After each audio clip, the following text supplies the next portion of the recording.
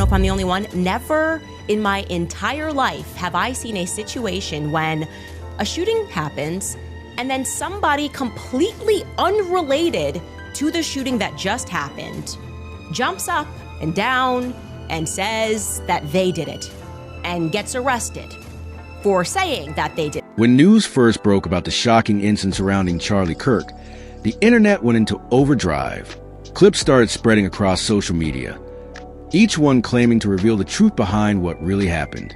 At first, people thought it was all rumors, just another round of speculation that would fizzle out. But then, a video surfaced that had everyone talking. The footage appeared shaky, like it had been taken on a cell phone in the middle of chaos.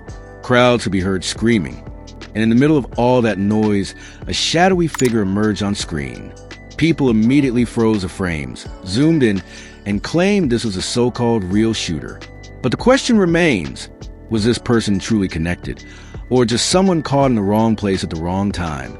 As investigators pieced things together, different theories started pouring in.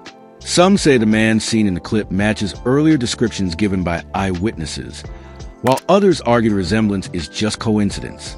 Online forums lit up, with users comparing screenshots, drawing red circles, and pushing their own narratives. Meanwhile, Charlie Kirk's camp has stayed tight-lipped, only confirming that security footage is being reviewed and the authorities are following every lead. But as more clips get shared and dissected, one thing is certain: the public isn't letting this go. People are now demanding answers, especially after new angles surfaced showing the same figure fleeing the scene. Was this truly the real shooter? Or is the internet once again turning speculation into something bigger than it really is?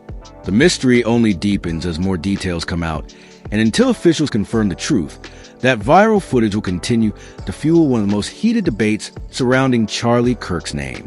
Something is not right. Charlie Kirk's real shooter may have been caught on camera, but the mystery goes deeper. Why was no autopsy publicly released? Was his death staged to protect powerful interests? Tonight, we uncover the conspiracy they don't want you to see. Candace cracks the case.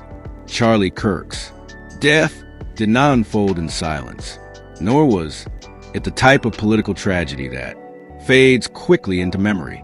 From the first day, the circumstances around his assassination presented far more questions and answers, forcing commentators, insiders, and ordinary observers into a spiral of speculation that has only deepened as new information continues to surface. The official story presented by law enforcement is a neat package. Alone, shooter named Tyler Robinson acted out of political hostility, positioned himself on a rooftop, fired a single round from a bolt-action rifle, and then attempted to erase evidence before turning himself in. But almost every element of that story fractures under scrutiny, multiple contradictions, bizarre distractions, and financial motives lie just beneath the surface, forming a pattern that cannot be dismissed as coincidence. At the heart of this investigation is the convergence of three storylines. The audit Kirk, ordered inside Turning Point USA just a week before his death. The inexplicable false confession by a 71-year-old man named George Zinn, who disrupted the immediate aftermath of the shooting, and the details of Robinson's rooftop setup that appear inconsistent with both official timelines and prior statements by Utah Governor Spencer Cox. These three threads, when pulled together, reveal a narrative in which the public is being offered only partial truths, while deeper motives remain obscured. To understand why conspiracy theories around Kirk's assassination gained traction so quickly, we have to begin with the audit. Turning Point USA is not just a youth political organization. It is one of the most well-funded and media, visible conservative advocacy groups in the United States. Its financial network spans major donors, PCs, event revenue, and a sprawling campus infrastructure. When Candace Owens revealed that Charlie Kirk had suddenly initiated a sweeping audit of the organization's finances. The revelation sent shockwave through observers who recognized the stakes. Lost his life. Charlie surprised the company by announcing that he was putting together a Doge department. Really kind of a nice way of saying we're going to conduct an audit of the government, right? That's the only way to look at what Doge... Main clip, this so-called Doge department wasn't just some flashy title or empty gesture. In a confidential memo signed by Kirk on September 2nd, he handed real power to Justin Strife, newly promoted to Chief Operating Officer, and tasked him with spearheading a sweeping efficiency overhaul. Owen spelled out his mission clearly: streamline operations, cut costs, align internal goals, and even reshape the very culture of the organization. But let's be real, behind that polished corporate language lurked something far more dangerous to those with deep pockets. This wasn't just reform, it was a direct financial probe, digging into not only how money was being spent, but exactly where it was coming from. Owens didn't mince words on that front. Main clip, the weight of that revelation cannot be understated. At an organization like Turning Point USA, money doesn't just trickle in. It pours from donors with wildly different agendas. Some are corporate giants, others are chasing political influence, and some may even have international connections lurking in the shadows.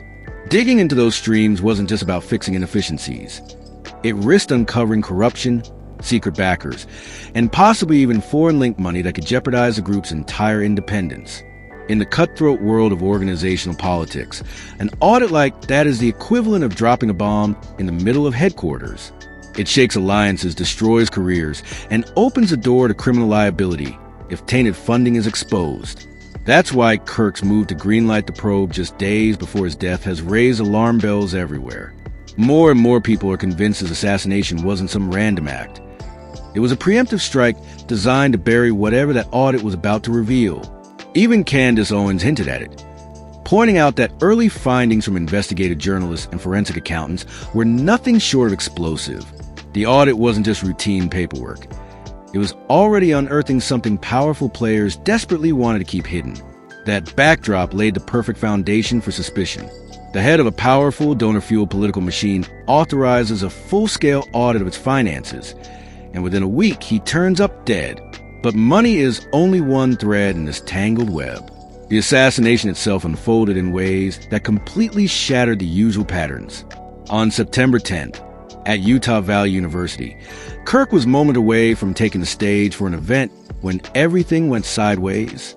At exactly 12:15 p.m., surveillance footage caught a shadowy figure in dark clothing slipping onto a rooftop overlooking the venue. Just 8 minutes later, at 12:23, a single rifle shot echoed out, striking Kirk with precision. The crowd dissolved into chaos, screams, confusion, bodies running in every direction. And then came the strangest twist of all. Amid the panic, an elderly man named Georgian suddenly stepped forward and claimed responsibility for the shooting. The problem? He had no rifle, no access to the rooftop, and absolutely no link to the sniper seen on camera. Commentators covering the aftermath were stunned, one viral clip even highlighting the sheer absurdity of the scene. They said that Charlie wasn't just concerned about where the money was going, but also where the money was coming from. Main clip, almost instantly, Zinn earned himself the nickname Decoy Boy. His bizarre confession served as a perfect distraction at the exact moment when the truth should have been crystal clear. Instead of zeroing in on a rooftop sniper, police were forced to detain Zinn, fueling media confusion and shifting the spotlight away from the real gunman. But the story only grew darker. During the investigation, authorities uncovered disturbing material on Zinn's phone, explicit images of child abuse.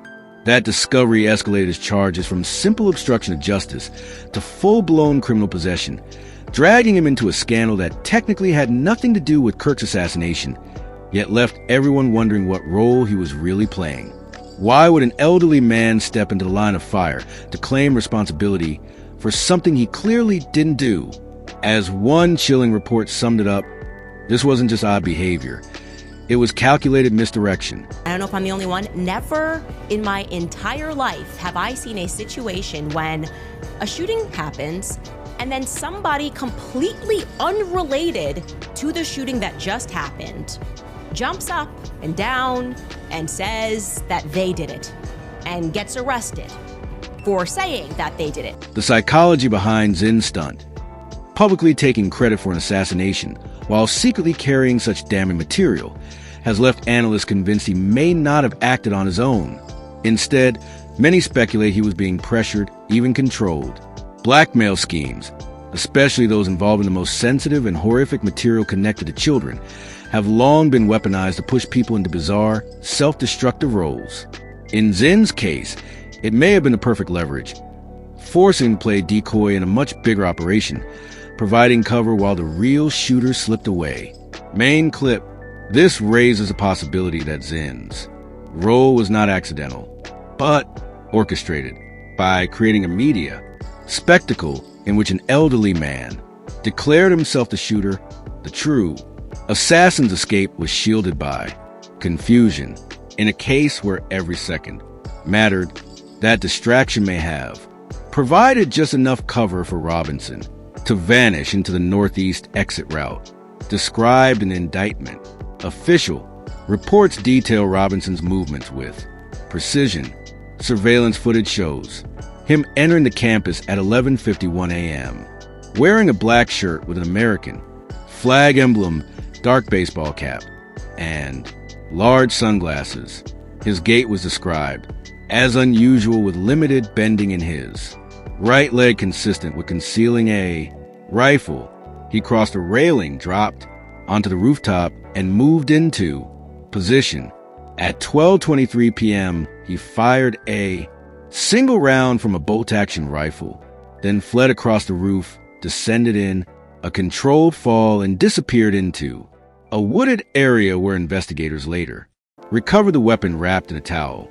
The rifle carried inscriptions, some mocking in tone, one cartridge reading, "Hey, fascist catch," another referencing the Italian partisan song, Bellio, and a third etched with a derogatory phrase. Yet even these details invite skepticism. Governor Spencer Cox initially stated that Robinson had appeared in a different outfit earlier that day, light shorts and a maroon shirt, implying a reconnaissance trip before returning in his black uniform. But this key detail is absent from the official indictment, which focuses solely on the black-clad suspect. The omission raises questions. Was the governor misinformed? Did he misstate facts under pressure? Or was this detail deliberately excluded to streamline the narrative? Forensic evidence linked Robinson to the rifle through DNA found on the trigger, cartridges, and towel.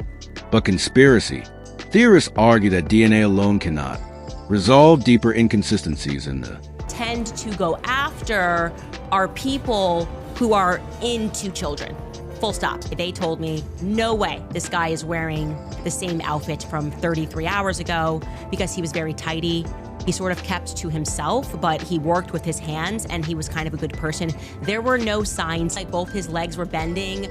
I don't see why they don't just release. Why don't they just release this fully, that footage which was provided by TMZ?